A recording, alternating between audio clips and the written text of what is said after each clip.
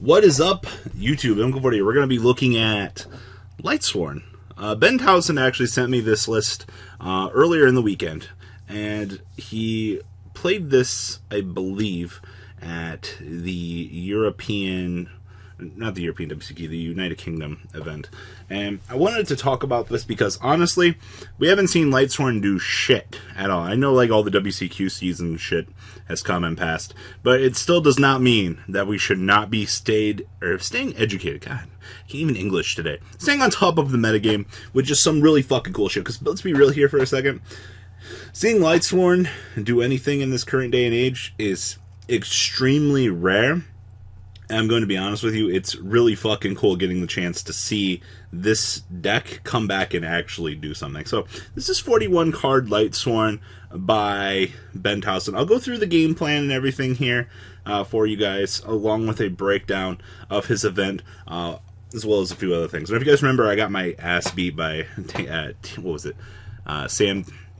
Team Samurai X won in the YouTuber Grand Championship with something probably similar to this. This card is actually pretty good. Balancer Lord.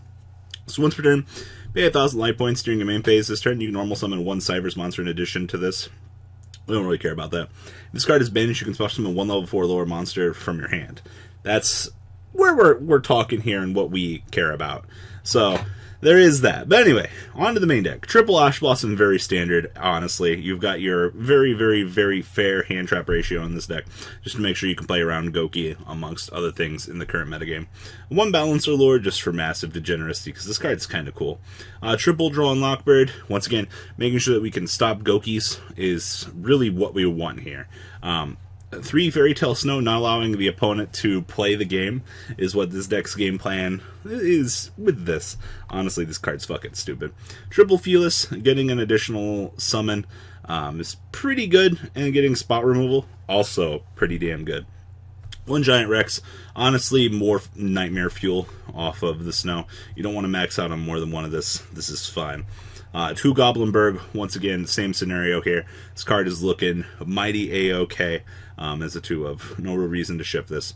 2 Lumina, once again, pretty standard for the Lightsworn engine. Just general revivability from the graveyard seems to be key. Triple Photon Thrasher. Also, this and any other level 4 is a combo starter. Having this with Minerva starts your engine. With Minerva. Makes Minerva, which allows you to start playing the game. 2 Raiden. Milling 2. It's pretty good, in addition to just setting up for key pieces. 1 Shirin Spirit Master, destruction off of Fairy Tale Snow. And Triple Wolf, because reasons. I hate this card with a passion, but I mean, it gets the job done. Spells. Triple Called by the Grave. Once again, making sure that we can play the game is absolutely critical in these situations. You need to make sure that you are able to resolve your key pieces and not, get fucked over by said hand traps. Triple Charge the Light Brigade, same thing. Milling in your deck, searching for X key piece, things like this, extremely important. 1 Foolish Burial, hello, starter. 2 Gold Sarcophagus, hello, starter. 1 Monster Reborn, 1 Rhoda, Triple Soul Recharge. Honestly, this is about everything that I would see in today's current standard for a Lightsworn variant. I don't see any real need to change anything here because this is looking pretty spot on, actually. The extra deck down here, 1 Underclock Taker, 1 Decode, 1 Curios, and 1 Boral Low Dragon. I almost said Boral Sword. Whew, we're not there yet. 1 Tornado Dragon, Utopia Package, 2 Minerva, 1 Amaterasu, 1 Dweller, 1 Omega, 1 Michael, 1 Dragster, 1 Black Rose. This card is where you're going to get a lot of your mileage in this deck. Let's just be real here. General revivability from this in terms of just absolute value. Yeah, Amaterasu definitely is the card you want to go to. Side deck, Triple Effect Veiler. Very, very beautiful. We've kind of stared away from impermanence more for this. He is not playing Chaos Monsters. I mean, you could technically get away with first turn impermanence, but this card is just better. Triple Hatronade, because hey, Tronade. Triple Shared Red, Triple Twin Twister, and Triple Red Reboot, wrapping up the main deck. Honestly, this is about what I would expect for Lightsworn. I keep wanting to say 40 cards, but it's 41. So, Ben said the main game plan for this deck was to set up at least a Minerva, not turboing out Curios. Okay, Minerva plus a hand trap felt enough to fend off Trickster Sky Striker in the early game, and then later in the game you can explode when your graveyard is ready for the push for game, which is true. You are playing a deck that does feel that you need a much stronger mid to late game. I mean, you're just turning your own resource pool into resources. Like, shave off your deck, the timer's against your opponent. I actually really like that. It gives this deck a new dynamic, and I can appreciate that for what Ben's trying to do here.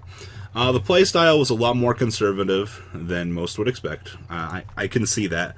Honestly, looking at just the boards and things that you would generate here, it definitely feels like this would be a little bit slower of it.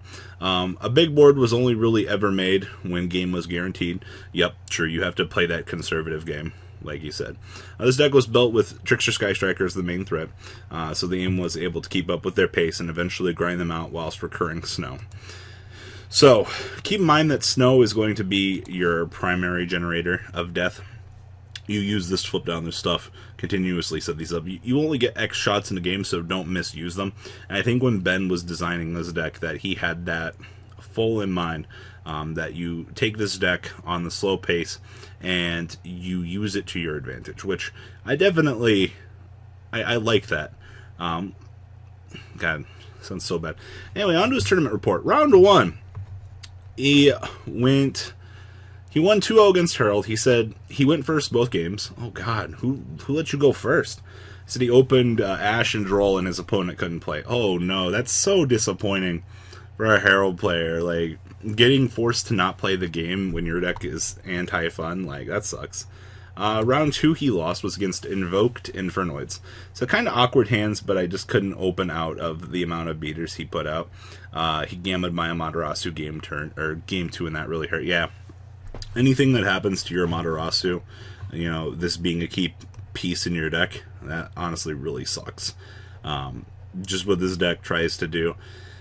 I know this card wants to do more, but like, God, that sucks. Round 3 was against Magicians. He lost 1-2. The player finished second overall. Very good player. He opened full combo game 1 and 3, and I didn't open Interruption for the board. And that sucks. Round 4 was against Cosmo Demise.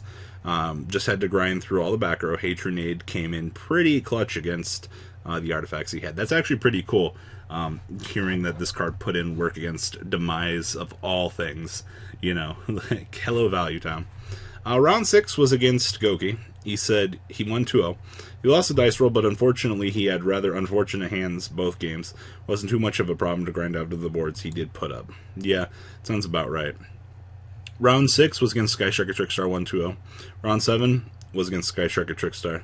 2-0, I don't remember too much specifically about these rounds, but I just outpaced them and killed them before they amassed advantage. Round 8 was against Mech Knight Sky Striker Trickstar. 0-2 got absolutely bodied. Really nice guy. Finished in top 16. It was well deserved. And then round 9, 2-0 against Mech Knight Invoked. Game 1 I opened Droll on his terraforming. He passed and I killed him. Game 2 he misplayed and I killed him after the meltdown. And then round 10 he won 2-1 against Sky Striker Trickstar. Unfortunately, a really good friend from locals. Hated to be his 4th loss to take him out of the top 128. I had a blowout hand game 1 and 3, but he got Droll. But got Droll reincarnated game 2. God, that sucks. The last thing Ben said here, playing the deck slow was definitely the correct way about it, especially with a heavy Trickstar format, which is true. Side deck was perhaps not optimal for Altergeist and Draco, but I was fortunate enough not to get paired against them. I was really happy to win a mat and sleeves for my first nationals. Amaterasu was really, really clutch, and he basically guaranteed me a hand trap, but also helped extend for pushing damage. This card is the absolute nuts. Being able to just add one back to your hand off of a hand trap that you banish off of a Snow or something is the definition of absolute value, in my opinion. And I think, in the grand scheme of things, seeing them come back and revisiting this deck later on in its lifespan, I think would probably be a really cool thing. And it goes to show, like, this format's not a total absolute shit show. Things like this are topping. And, I got to give it up for you, Ben, sir. It's really cool getting the chance to see Lightsworn. Just, even the 40-card combo variant in this day and age, getting the chance to do something. So, what do you guys think about Ben's deck? Please, leave a comment down below. Tell me what you guys think. And, honestly, until the next time, hopefully you guys have some other crazy shit you can send in, because I'm absolutely curious to know what you guys have coming up out of the woodwork. All right, guys, peace out. The ride never ends, guys. Make sure you enable those notifications to get the latest videos that are being posted on this channel.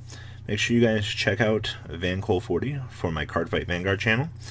And join me and House of Champions on the Zodiac Duelist TV Twitch stream. We'll be interacting with our audiences. And please check out No Limit Gaming and LGTCG.com for the cheapest trading cards on the market. Thanks for watching, guys, and please have a good day.